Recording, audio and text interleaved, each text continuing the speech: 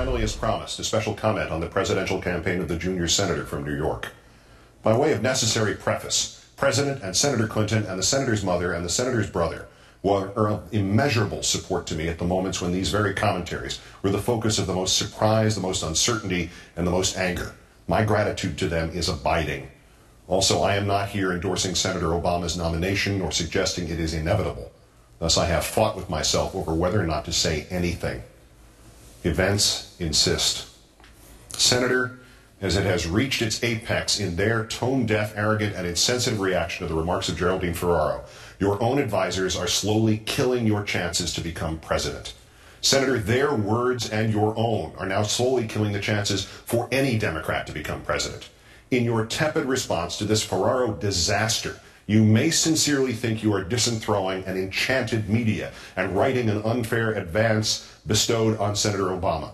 You may think the matter has closed with Representative Ferraro's bitter, almost threatening resignation letter. But in fact, Senator, you are now campaigning as if Barack Obama were the Democrat and you were the Republican. As Shakespeare wrote, Senator, that way madness lies. You have missed a critical opportunity to do what was right. No matter what Ms. Ferraro now claims, no one took her comments out of context. She had made them on at least 3 separate occasions, then twice more on television this morning. Just hours ago on NBC Nightly News, she denied she had made the remarks in an interview, only at a paid political speech. In fact, the first time she spoke them was 10 days before that California newspaper published them, not in a speech, but in a radio interview.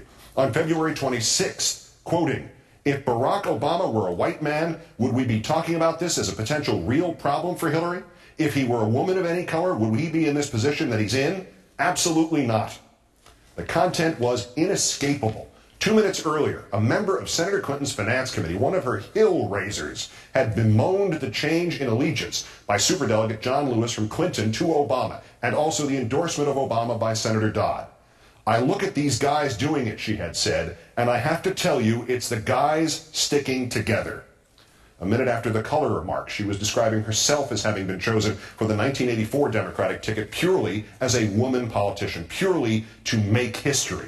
She was, in turn, making a blind accusation of sexism and dismissing Senator Obama's candidacy as nothing more than some equal opportunity stunt. The next day, she repeated her comments, and a reporter from the newspaper in Torrance, California, heard them. If Obama was a white man, he would not be in this position. And if he was a woman of any color, he would not be in this position. He happens to be very lucky to be who he is, and the country is caught up in the concept. And when this despicable statement, ugly in its overtones, laughable in its weak grip of the facts, and moronic in the historical context, when it floats outward from the Clinton campaign like a poison cloud, what do the advisors have their candidate do?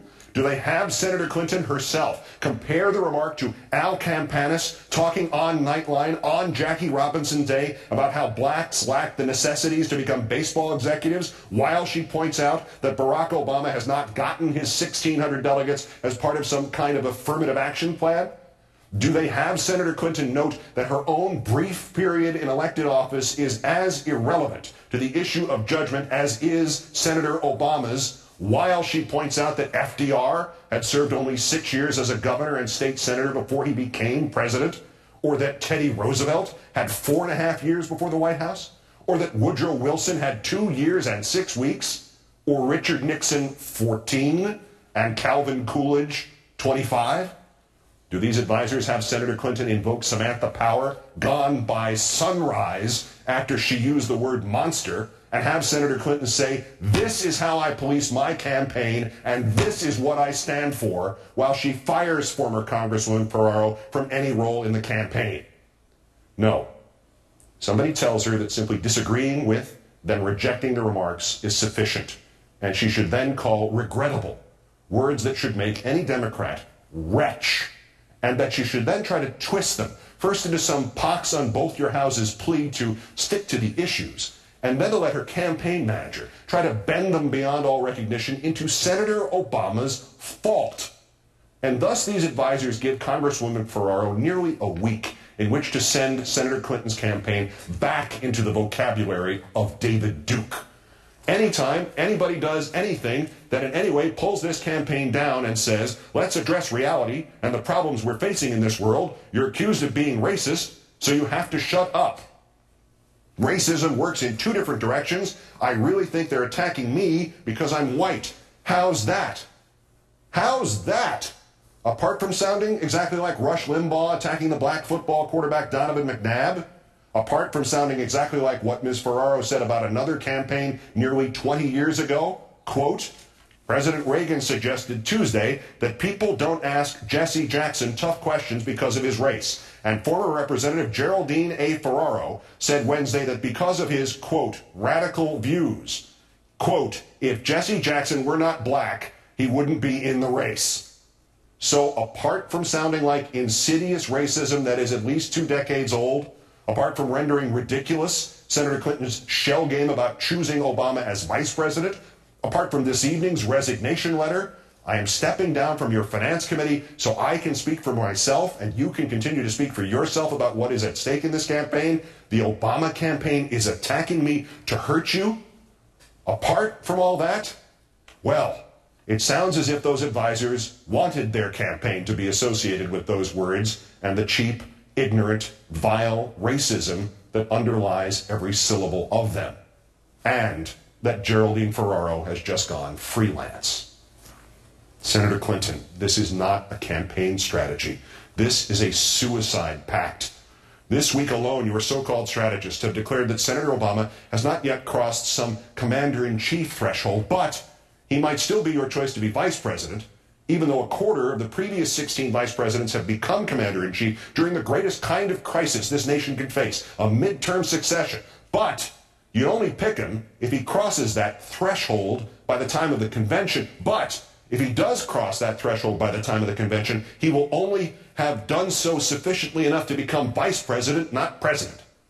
Senator, if the serpentine logic of your so-called advisors were not bad enough, now, thanks to Geraldine Ferraro and your campaign's initial refusal to break with her and your new relationship with her, now more disturbing still with her claim that she can now speak for herself about her vision of Senator Obama as some kind of embodiment of a quota if she wishes, if you were to seek Obama as a vice president, it would be, to Ms. Ferraro, some kind of social engineering gesture, some kind of racial make-good. Do you not see, Senator? To Senator Clinton's supporters, to her admirers, to her friends for whom she is first choice, and to her friends for whom she is second choice, she is still letting herself be perceived as standing next to and standing by racial divisiveness and blindness. And worst yet, after what President Clinton said during the South Carolina primary, comparing the Obama and Jesse Jackson campaigns, a disturbing but only borderline remark, after what some in the black community have perceived as a racial undertone to the 3 a.m. ad, a disturbing but only borderline interpretation, and after the moment's hesitation in her own answer on 60 Minutes about Obama's religion, a disturbing but only borderline vagueness. After those precedents, there are those who see a pattern, false or true. They see it. After those precedents, there are those who see an intent, false or true. They see it. After those precedents, there are those who see the Clinton campaign's anything but benign neglect of the Ferraro catastrophe, falsely or truly, as a desire to hear the kind of casual prejudice which still haunts the society, voiced, and to not distance the campaign from it. To not distance you from it, Senator. To not distance you from that which you as a woman and Senator Obama as an African American should both know and feel with the deepest of personal pain, which you should both fight with all you have, which you should both ensure has no place in this contest, ever. This, Senator Clinton, is your campaign, and it is your name. Grab the reins back from whoever has led you to this precipice before it is too late. Voluntarily or inadvertently, you are still awash in this filth. Your only reaction has been to disagree, reject, to call it regrettable. Her only reaction has been to brand herself as the victim and resign from your committee and insist she will continue to speak. Unless, Senator, you say something definitive, the former Congresswoman is speaking with your approval. You must remedy this, and you must reject and denounce Geraldine Ferraro. Good night and good luck.